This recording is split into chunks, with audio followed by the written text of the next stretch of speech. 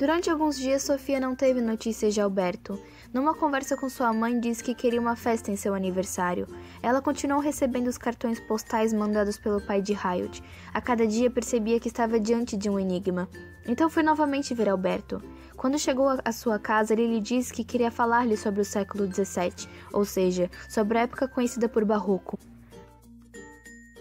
A designação Barroco tem sua origem numa palavra que significa pérola irregular. Na arte do Barroco, houve a valorização das formas opulentas, cheias de contrastes. Em muitos aspectos, o Barroco foi marcado pela vaidade e pela irracionalidade. Do ponto de vista político, o século XVII foi uma época de contrastes.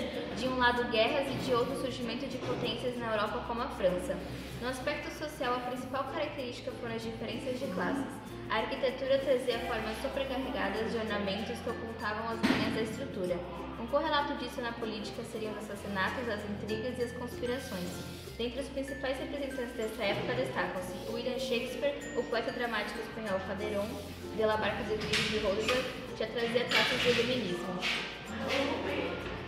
René Descartes nasceu em 1596. Ele foi uma pessoa que se dedicou muito a viagens pela Europa e pode-se dizer que foi o fundador da filosofia dos novos tempos e o primeiro grande construtor de um sistema filosófico que foi seguido por Spinoza e Leibniz, Locke e Berkeley, Hume e Kant. Sistema filosófico é uma filosofia de base cujo objetivo é encontrar respostas para as questões filosóficas mais importantes. Uma coisa que ocupou a atenção de Descartes foi a relação entre corpo e alma. Sua obra mais importante é Discurso do Método, onde explica, entre outras coisas, que não se deve considerar nada como verdadeiro. Ele queria aplicar o método matemático à reflexão da filosofia e provar as verdades filosóficas como se prova um princípio de matemática, ou seja, empregando a razão. Em seu raciocínio, Descartes objetiva chegar a um conhecimento seguro sobre a natureza da vida e afirma que para tanto deve-se partir da dúvida. Ele achava importante descartar primeiro todo o conhecimento constituído antes dele, para só então começar a trabalhar em seu projeto filosófico. Achava também que não devíamos confiar em nossos sentidos. Era, portanto, racionalista.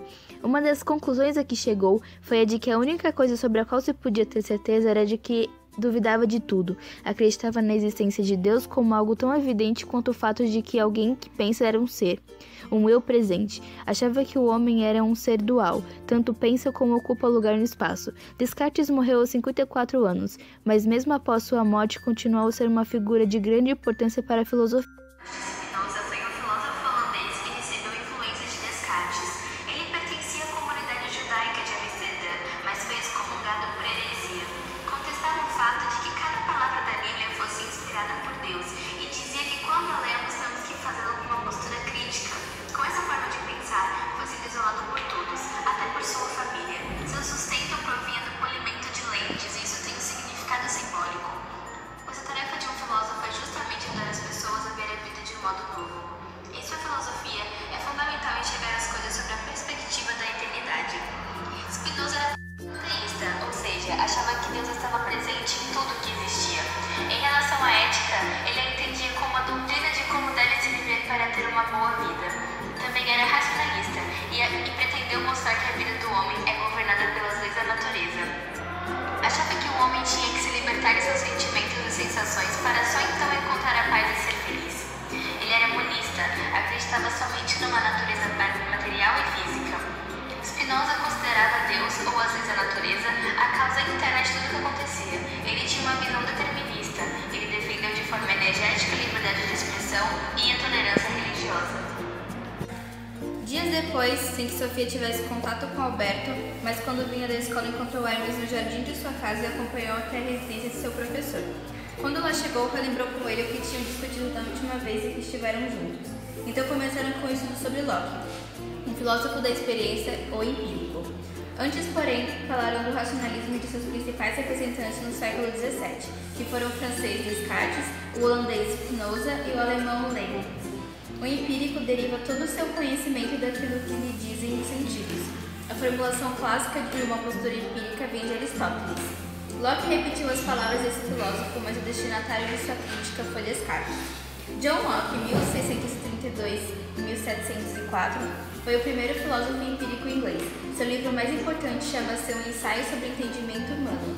Nele, Locke tentava explicar duas questões. Em primeiro lugar, de onde o homem retirava seus pensamentos e suas noções. Em segundo, se podiam confiar no que nossos sentidos nos dizem. Hume viveu de 1711 a 1776. Sua filosofia é considerada até hoje como a mais importante filosofia empírica. Ele achava que lhe cabia a tarefa de eliminar todos os conceitos obscuros e os raciocínios intricados criados até então. Hume queria retornar à forma original pela qual o homem experimentava o mundo. Constatou que o homem possuía impressões de um lado e ideias de outro, e atentou para o fato de que tanto uma quanto outra poderiam ser simples ou complexas. Ele se preocupou com o fato de às vezes formarmos ideias e noções complexas, para as quais não há correspondentes complexos na realidade material. Era dessa forma que surgiam concepções falsas sobre as coisas. Ele estudou cada noção, cada ideia, a fim de verificar se sua composição encontrava correlato na realidade.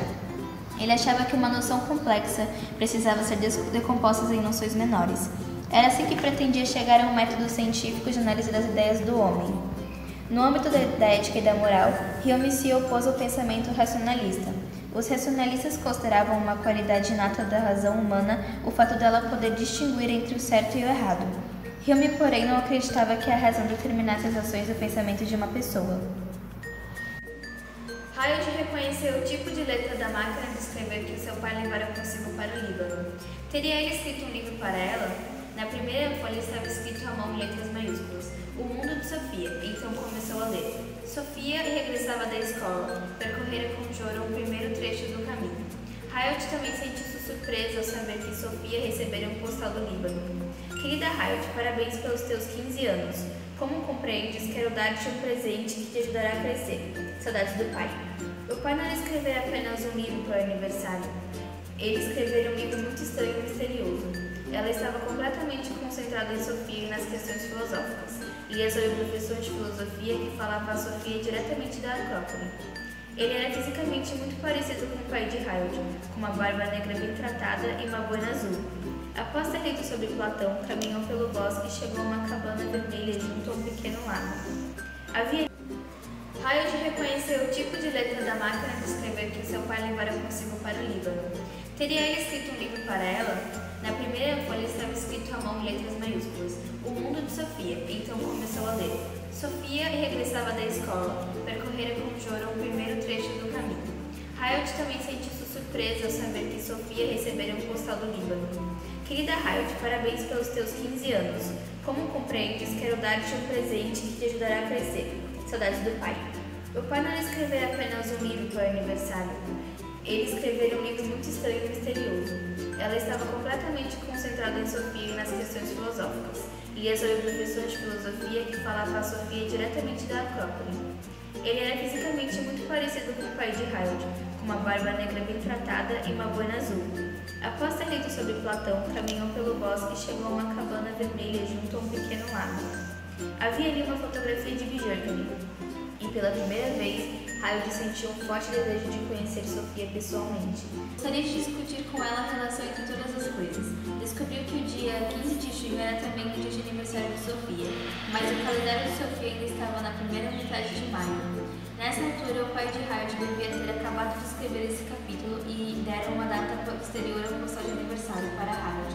Agora, quem era Hayod? Como é que o pai dela achava evidente que Sofia encontraria? Não fazia sentido nenhum que ele lhe enviasse os postais em vez de os enviar diretamente à filha. E mais, Sofia tinha sonhado que o pai de Hayod regressara do Líbano, mas até lá só faltava uma semana inteira. Teria Sofia tido um sonho profético? Pensava o pai que quando chegasse a casa Sofia também estaria presente? Ele tinha escrito uma coisa a respeito de ela encontrar uma nova amiga, numa visão clara, mas também extremamente breve. Tinha a convicção de que Sofia era mais do que papel e tinta, ela existia. O Iluminismo foi um movimento que caracterizou o pensamento europeu do século XVIII, baseado na crença do poder da razão e do progresso, na liberdade de pensamento e na emancipação política. Muitos dos filósofos do iluminismo francês tinham estado na Inglaterra, que em certo sentido era mais liberal do que a França. A ciência natural inglesa encantou esses filósofos franceses. De volta à sua pátria, a França, eles começaram pouco a pouco a se rebelar contra o autoritarismo vigente e não tardou muito a se voltarem também contra o poder da igreja, do rei e da aristocracia. Eles começaram a reimplantar o racionalismo em sua revolução. A maioria dos filósofos do iluminismo tinha uma crença inabalável na razão humana. A nova ciência natural deixava claro que tudo na natureza era racional. De certa forma, os filósofos iluministas consideravam sua tarefa criar um alicerce para a moral, a ética e a religião que estivesse em sintonia com a razão imutável do homem. Todos esses fatores contribuíram para a formação do pensamento do iluminismo francês. Os filósofos dessa época diziam que só quando a razão e o conhecimento se difundissem era que a humanidade faria grandes progressos. A natureza para eles era quase a mesma coisa que a razão, e por isso enfatizavam o retorno de homem a ela. Falavam também que a religião deveria estar em consonância com a razão natural do homem. O iluminismo foi o alicerce para a Revolução Francesa de 1789.